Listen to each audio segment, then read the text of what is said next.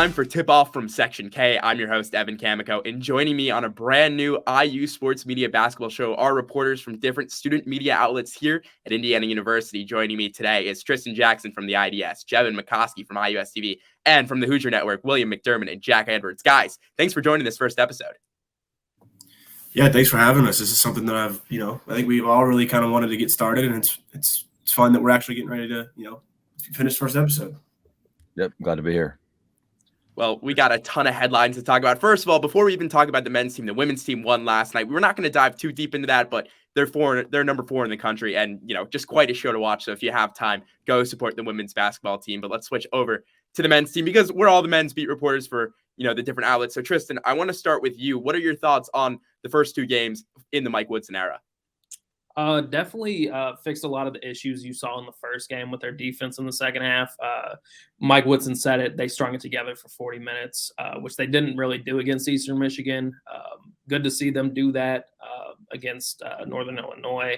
I think they had a much stronger game, full offensive, defensive performance. I think it just a really good game from the Hoosiers in the second showing. So, Jevan? Yeah. I second everything Tristian said. I think it's really important to continue to watch how Xavier Johnson and Tristian Jackson Davis work the pick and roll. I think that's something that we're going to see throughout the entire year. But just the second game, like you said, Tristian, start to finish for a full 40 minutes, we saw a very good basketball game. The competition wasn't the level that we're going to see tonight, but it's definitely a positive moving forward.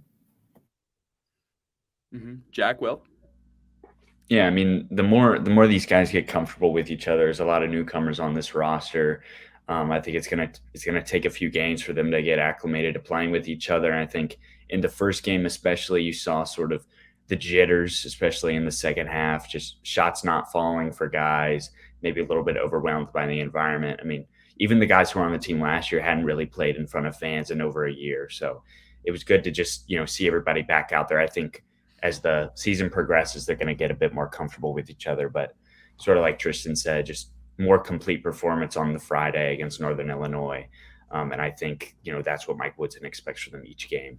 The Eastern Michigan game was a little bit of sort of an off one, I think. But yeah, these first 2 opponents are not the standard that you'll be having the rest of the year, obviously. But the jump from Eastern Michigan to Northern Illinois is what you want to see. And if you expect a similar level of cohesion, motivation, and just general, 40-minute performance, if you get that against St. John's, it's going to be an even better performance. I think that the biggest thing that I've seen is the positivity around the program. Under Archie Miller, that was kind of something that was missing for a long time. Woodson brings that in spades. He has so much of that, and it's such a benefit for the program that it's makes fans excited when there are setbacks like Eastern Michigan. You're not doom and gloom.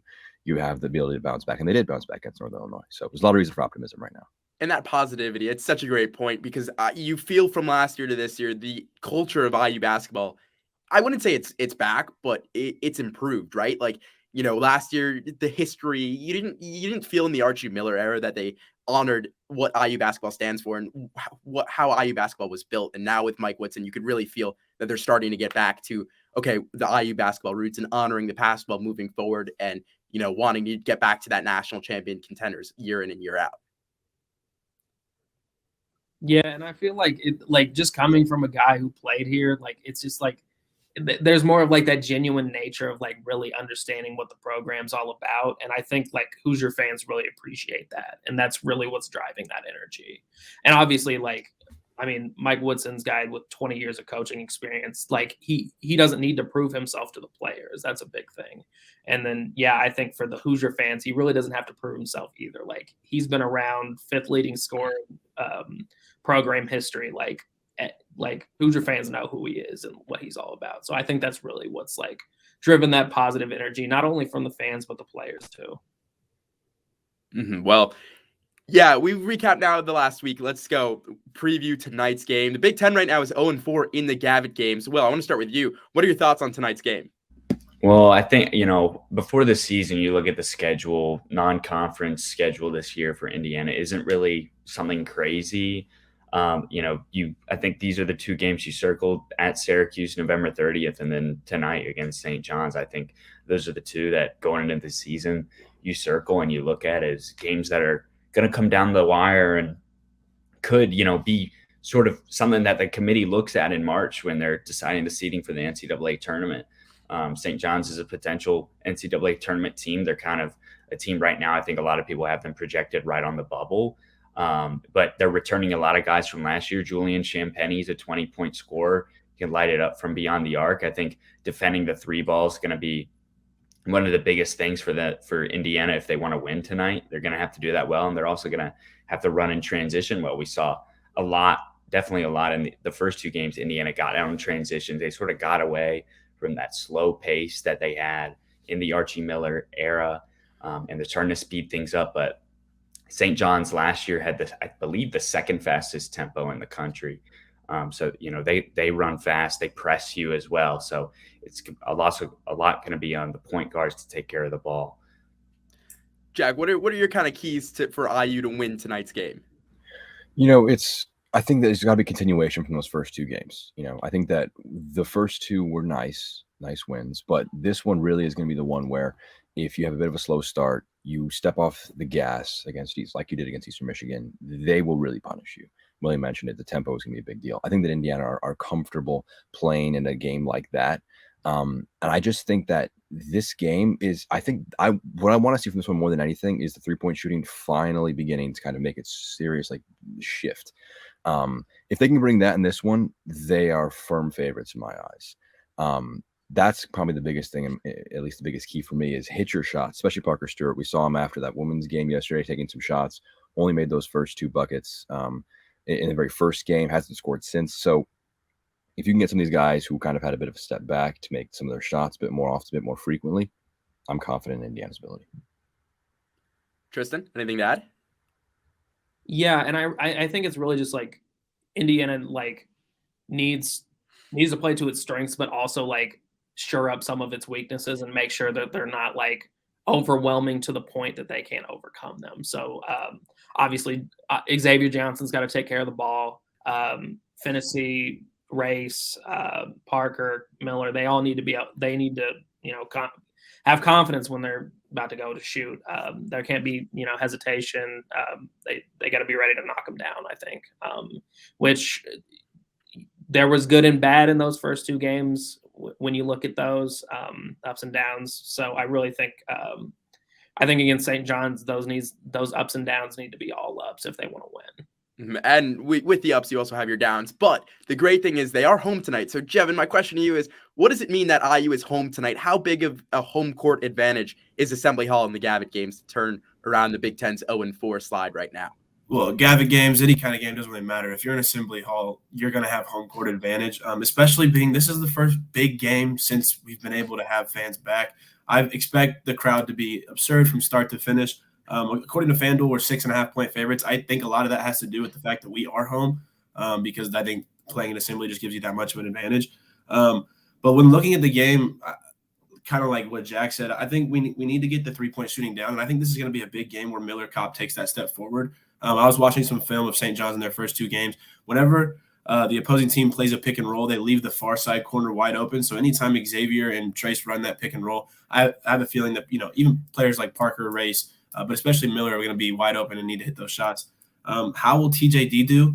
We've seen him have games where he is that All-American, and then we've seen him have games where he kind of just becomes a shell of himself. And we need to see that All-American come out, and especially in games like this, and the games against Syracuse moving forward.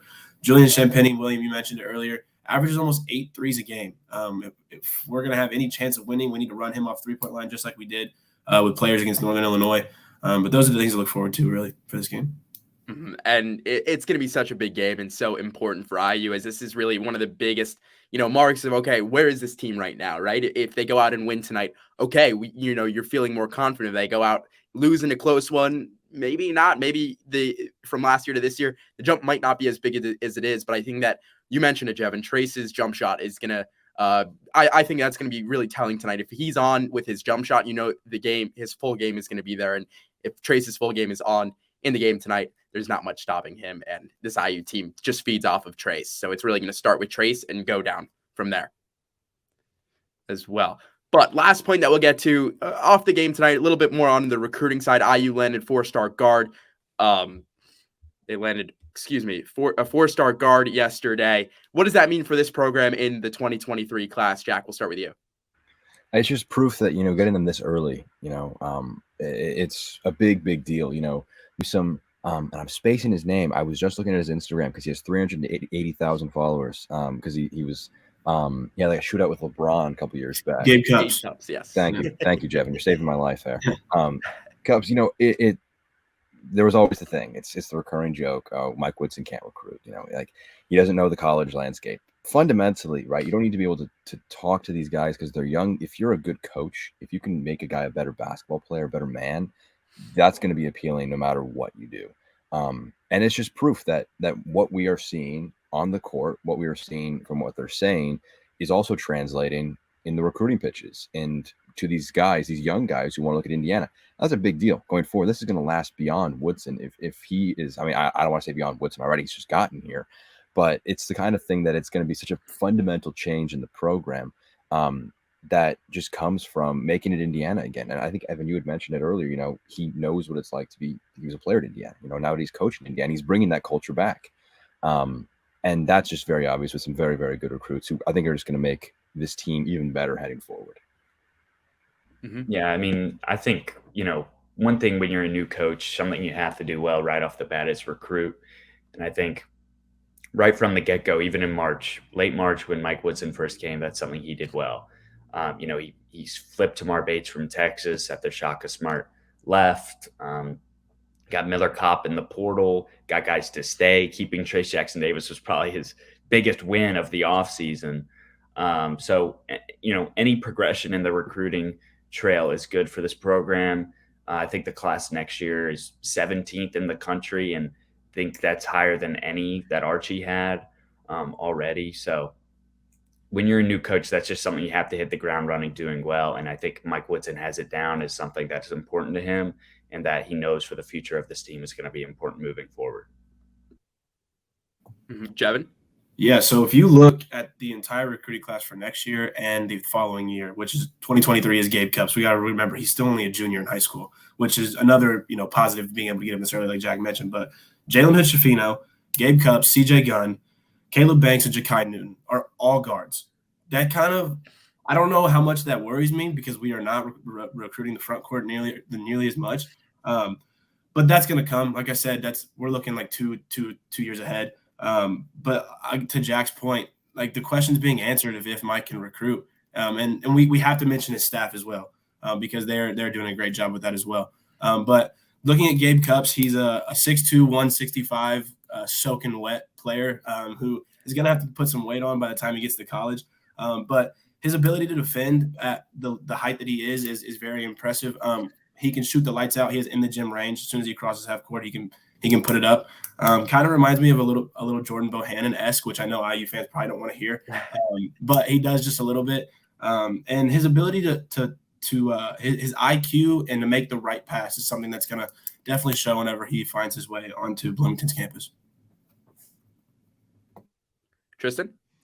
Yeah. Speaking on recruitment, I always hate like the idea that like NBA guys are going to come in to the college game and have like a real hard time recruiting, especially in Mike Woodson's case, who he coached some good teams in the NBA, and like who better to coach you? These guys want to get to the NBA. That's as a basketball player, that's your end goal. So who better to coach you? Who better to get you to that level than a guy who's coached at that level before? I really think that 20 years of experience in the NBA and 10 years playing too, there's just a different understanding there that I think Mike Woodson has that has really helped him on the recruiting players the last 7 months. And I think that's why you saw him hit the ground running as soon as he got to Indiana. And to Jevan's point, yeah, it is a little concerning to that all the incoming players are guards, but I think what we saw with in the transfer portal, I think Mike Woodson has a lot of pull there. So if it ends up being the case that the recruiting classes are kind of light at the forward positions, I don't think he'll have any trouble hitting the recruiting trail in the form of the transfer portal and getting players that way too. So I think Woodson's done a really good job so far in that respect. Well, the Hoosiers tip off tonight at 9 p.m. at Assembly Hall against St. John's for their game in the Gavitt Games. This has been the first episode of Tip Off from Section K. For Tristian Jackson, Jevan Mccoskey, Jack Edwards, Will McDermott. I'm Evan Kamikow. Be sure to follow us tonight for all your in-game updates, and we'll see you next week on Tip Off from Section K.